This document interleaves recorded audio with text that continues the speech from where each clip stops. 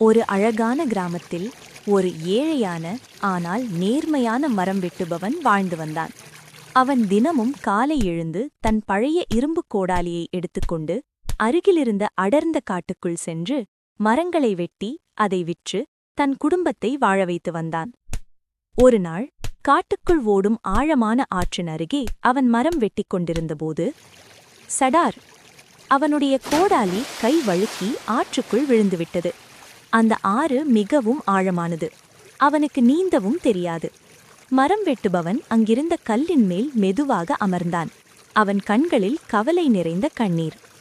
இந்த கோடாலிதான் என் வாழ்க்கையே, இது இல்லாமல் நான் எப்படி என் குடும்பத்தை காப்பாற்றுவேன் என்று தன்னைத்தானே குற்றம் சொல்லிக் கொண்டான். அந்த நேரத்தில் மென்மையான ஒரு ஒலி ஆற்றின் நடுவில் தோன்றியது.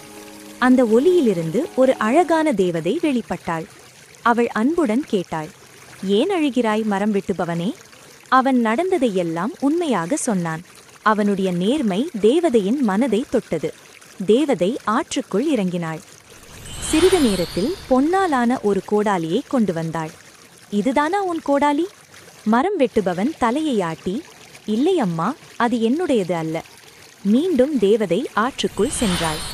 இந்த முறை வெள்ளிக் கோடாலியை கொண்டு வந்தாள். இதுதானா? இல்லை, என்னுடையது சாதாரண இரும்பு கோடாலிதான். இறுதியாக தேவதை அவனுடைய இரும்பு கோடாலியை கொண்டு வந்தாள். அதை பார்த்தவுடன் மரம் வெட்டுபவனின் முகம் மலர்ந்தது.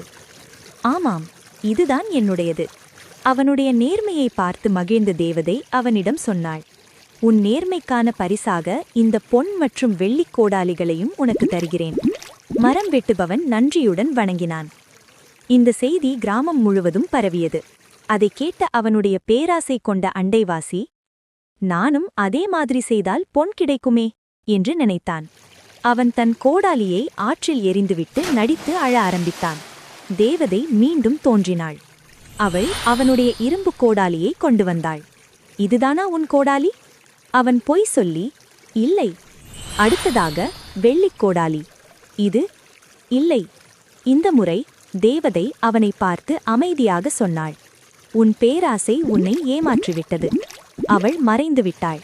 அந்த மனிதன் தன் இரும்பு கோடாலியையும் இழந்தான்.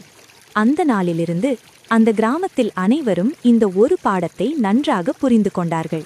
நேர்மை எப்போதும் வெற்றி தரும். பேராசை உள்ளதை கூட இழக்கச் செய்யும்.